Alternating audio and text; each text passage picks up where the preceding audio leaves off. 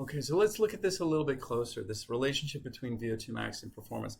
And this is a really cool study that what they did is they took the top young runners, they took masters athletes, so the top masters athletes, so these are 26-year-olds in the top young runners, and the masters athletes are 56-year-olds. And what they then did is they got young athletes who were good runners, who were half the age of the masters athletes, but whose performance time, and this is the important thing, they had the exact same time when they ran a 10K. So what they did is they matched the young runners for performance with the older runners. And then they looked at the top young runners as well. So let's take a look at this. Now, if we look at VO2 max, VO2 max is higher in the top young runners than it is in the matched young runners. But the other thing that you should see is that the VO2 max of the young runners, even though they run the exact same time as these master athletes, it's higher. So you've got about 6 milliliters per kilogram per minute higher VO2 max in the young the young time matched runners. And so what this is again telling us, these two groups, the masters athlete and the matched runners, they run the exact same time. But the young runners have a 10% better VO2 max. And the top young runners have an even greater increase in VO2 max. Now let's take a look and see what other things. If it's not VO2 max, we talked about economy already, but what about lactate threshold? Lactate threshold, again, is this idea is that when you're running on a treadmill and you're increasing exercise intensity in a linear fashion, at a certain point, you're going to get to an effort that's above your ability to sustain that effort. And what happens at that point is you're going to get this inflection and lactate is going to accumulate exponentially in your blood.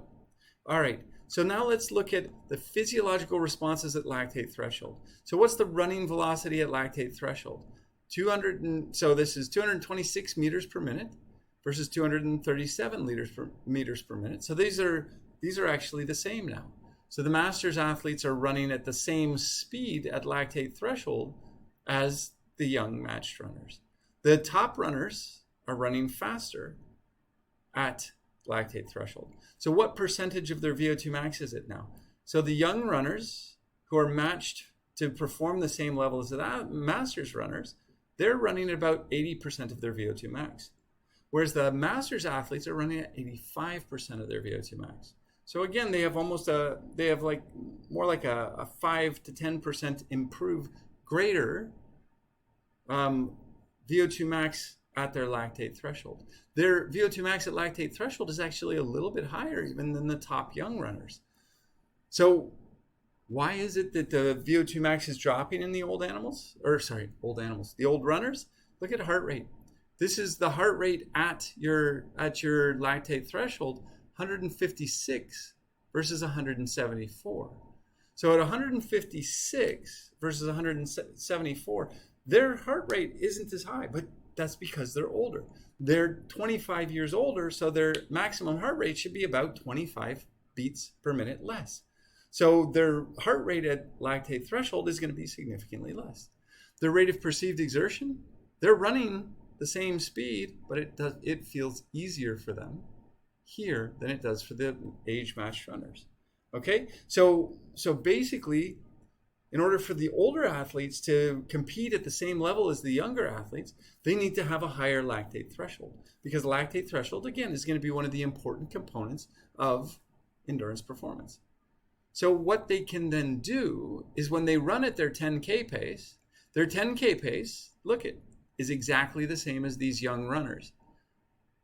Now, how are you doing that? Because your VO2 max is 10% lower. How is it that you can run your 10K at the exact same speed as somebody who's got a 10% higher VO2 max?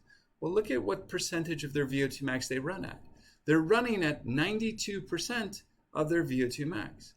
So they're running significantly higher than the young matched runners. The young matched runners are running at 81% of their VO2 max. And so what you can see is that your ability to perform your velocity at your lactate threshold, or your ability to run at a greater percentage, to maintain a greater percentage of your VO2 max, allows you to compensate for the fact that you don't have as high a VO2 max. Okay, so this is a 41-minute 10K. So yeah, it's a good pace for a 10K. It's not super fast. This is going to be significantly faster than that. But you can see that they're performing at a higher relative heart rate relative to their maximum, and they're performing with a little bit higher lactate, but their perceived effort is a little bit is the same as the others. Okay, so what you can see is that, yeah, VO2 max was lower in these older athletes, but because they had compensated by having a higher lactate threshold, they can now perform at a higher percentage of their VO2 max. So really what you're looking for is you're looking to combine all of these things. You're looking to have a high VO2 max, and you're looking to be able to compete at a very high percentage of that VO2 max. And that's really the core of performing at a high level. And really what it is it's this ability to perform at this high percentage of your VO2 max. That's your power, velocity, or speed at lactate threshold. Because lactate threshold is the point at which you can't maintain that for very much longer. So you can only maintain that for a shortish period of time. So if you are just at your lactate threshold or slightly below it, you can go that speed for a marathon. So now what you need to do is you need to have a really big VO2 max, and you need to be able to perform to have your power velocity at lactate threshold be at a very high percentage of that VO2 max. And if you have those two things coming together, now your endurance performance is going to be outstanding. And that's kind of seen here in this study by Ed Coyle. And Ed, what he did here is he took your VO2 max at lactate threshold. So that's your power velocity or effort at lactate threshold. So what percentage of your VO2 max could you do at your lactate threshold? And he looked to see how long, or what's your time to fatigue, or what's your performance, what's your endurance performance. And what you can see is that R squared here between your velocity or your VO2 max, your power velocity at lactate threshold, and your time to fatigue and your endurance performance is very, very close. Each one of these numbers is a single subject, and you can see they all hover right around the line. And that means that the best predictor of your endurance performance is your velocity or your speed or your power at lactate threshold. So what percentage of your VO2 max can you maintain as part of your lactate threshold? So if you have a VO2 max of 70, but you can only, your lactate threshold comes at 60% of your VO2 max, you're never going to be an outstanding endurance athlete. If you have a VO2 max of 60, but you can perform, your lactate threshold comes at 85 to 90% of your VO2 max, now you're going to be a really good endurance athlete. All right? So that power, velocity, or speed at lactate threshold is really going to be a key to your endurance performance. So then what goes into this velocity at lactate threshold? And really what it's looking at is it's looking at your lactate threshold, and that's going to be determined by the mitochondrial mass in your type 2 fibers. Because remember, as we go harder and harder, higher and higher intensity, I'm going to use more and more of my bigger motor units. I'm going to use more of my type 2 fibers. And if I have more mitochondria in those type 2 fibers, now I'm going to be able to get the carbohydrate that I'm using to power this endurance exercise, and I'm going to be able to use oxygen to produce energy at a greater level.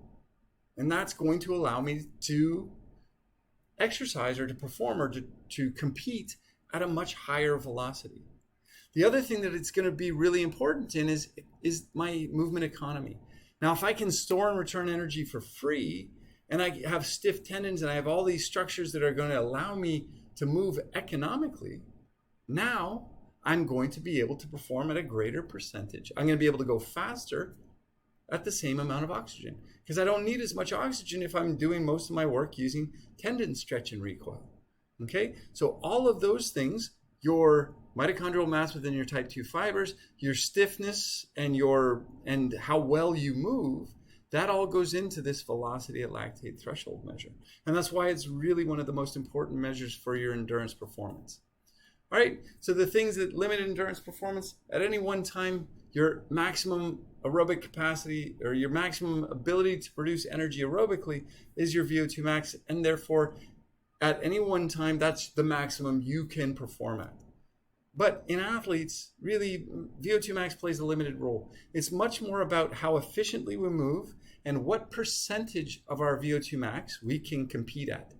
So again, it's a lot of this idea of, you can start off, if it's not, there's this old saying that goes, it's not the dog in the fight, it's the fight in the dog. So basically the idea is, if you can compete at a higher percentage of your VO2 max, now, even though you maybe have a lower VO2 max than some of your competitors, now you're going to be the dog in that fight with them. You're going to be you're going to have the most fight in that field. And that means that you're going to be able to compete at a greater percentage of your max. And that means you're going to be able to win a lot more of these endurance